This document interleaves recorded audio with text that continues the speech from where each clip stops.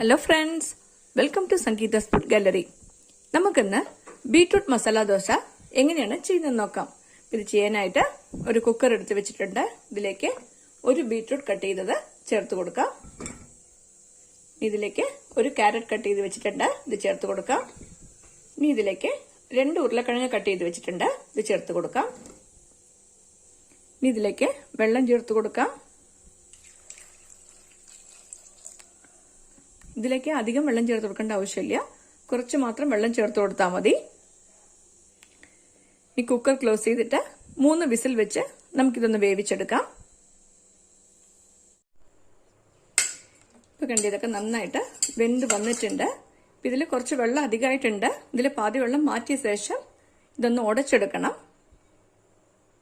ഇനി ഒരു തവിയോ അല്ലെങ്കിൽ സ്മാഷറോ വെച്ചിട്ട് ഇതൊക്കെ നന്നായിട്ടൊന്ന് ഉടച്ചു കൊടുക്കണം. ഒരുപാട് നൈസായിട്ട് ഉടച്ചു കൊടുക്കേണ്ട ആവശ്യമില്ല, ചെറിയ ചെറിയ പീസസ് വരുന്ന പോലെ ഉടച്ചു കൊടുത്താൽ മതി. ഇപ്പൊ കണ്ടി ഇതൊക്കെ ഒന്ന് ഉടച്ചെടുത്ത് വെച്ചിട്ടുണ്ട്.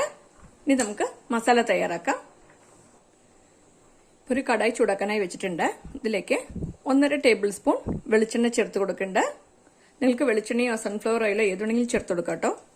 ഈ എണ്ണ ചൂടായിട്ടുണ്ട്. ഇതിലേക്ക് 1/2 ടീസ്പൂൺ കടുക് ചേർത്ത് കൊടുക്കാം. 1/2 ടീസ്പൂൺ ഉഴുന്നുപരിപ്പ് ചേർത്ത് കൊടുക്കാം. 1/4 ടീസ്പൂൺ ജീരകം കൂടെ ചേർത്ത് കൊടുക്കുന്നുണ്ട്. ഇതൊക്കെ ചൂടായി വന്നിട്ടുണ്ട്. ഇനി ഇതിലേക്ക് പൊടിയായി അരിഞ്ഞ ഇഞ്ചി 1 ടീസ്പൂൺ ചേർത്ത് കൊടുക്കുന്നുണ്ട്.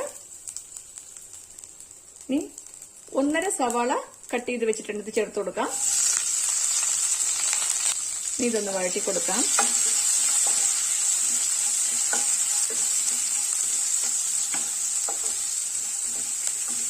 ഈ സവാളയൊക്കെ ചെറുതായിട്ടൊന്ന് വാടിയിട്ടുണ്ട്. ഇതിലേക്ക് 3 പച്ചമുളക് കട്ട് ചെയ്ത് ചേർത്ത് കൊടുക്കാം. കുറച്ച് കറിവേപ്പില കൂടെ ചേർത്ത് കൊടുക്കാം.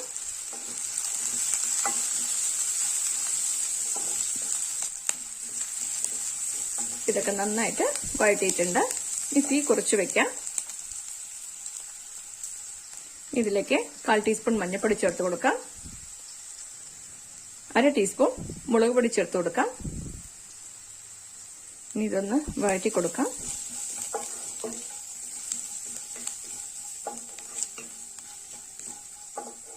ഇനി ഇതിലേക്ക് നമ്മൾ വേവിച്ച് ഉടച്ചു വെച്ചിരിക്കുന്ന വെജിറ്റബിൾസ് ചേർത്ത് കൊടുക്കാം.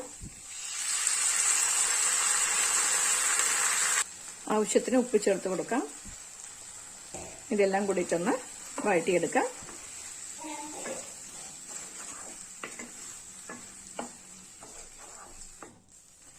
ഈ മസാലയൊക്കെ നന്നായിട്ട് വഴറ്റിയിട്ടുണ്ട്. ഇപ്പൊ തീ ഓഫ് ചെയ്ത് കൊടുക്കാം. ഇതിലേക്ക് കുറച്ച് മല്ലിയില കൂടെ ചേർത്ത് കൊടുക്കുന്നുണ്ട്. ഇപ്പൊ നമ്മുടെ ബീട്രൂട്ട് മസാല റെഡി ആയിട്ടുണ്ട്. ഇനി നമുക്ക് ദോശ റെഡിയാക്കാം. ദോശ തവ ചൂടാക്കാനായി വെച്ചിട്ടുണ്ട്. ഇതിലേക്ക് ഓയിൽ അപ്ലൈ ചെയ്ത് കൊടുക്കാം.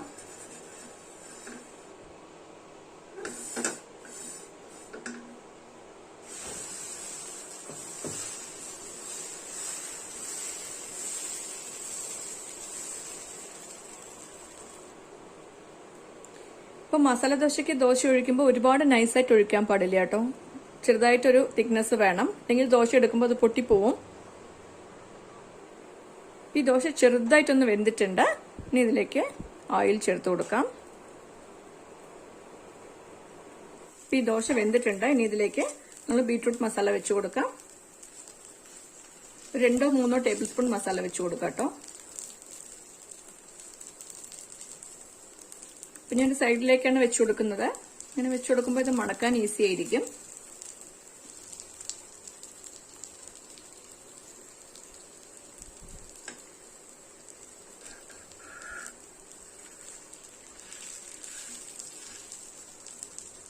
കണ്ടില്ലേ, നമ്മുടെ ദോശ റെഡി ആയിട്ടുണ്ട്.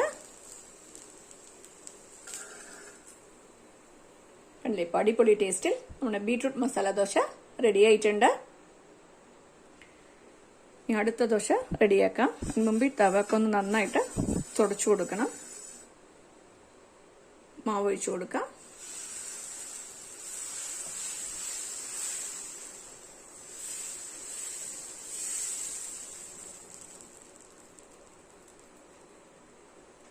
ഓയിൽ ചേർത്ത് കൊടുക്കാം.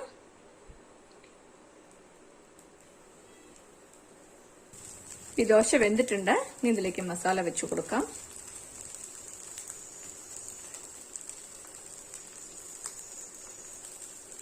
ഈ ദോശ മടക്കിയെടുക്കാം.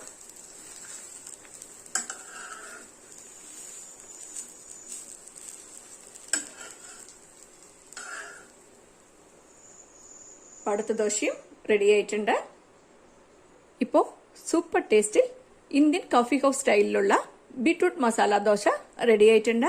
നിങ്ങളും ഈ റെസിപ്പി ട്രൈ ചെയ്ത് നോക്കണം. ഇഷ്ടമായെങ്കിൽ ലൈക്ക് ചെയ്യാനും ഷെയർ ചെയ്യാനും സബ്സ്ക്രൈബ് ചെയ്യാനും മറക്കരുത്. നിങ്ങളുടെ ഫീഡ്ബാക്ക് അറിയിക്കുകയും വേണം. Thanks for watching.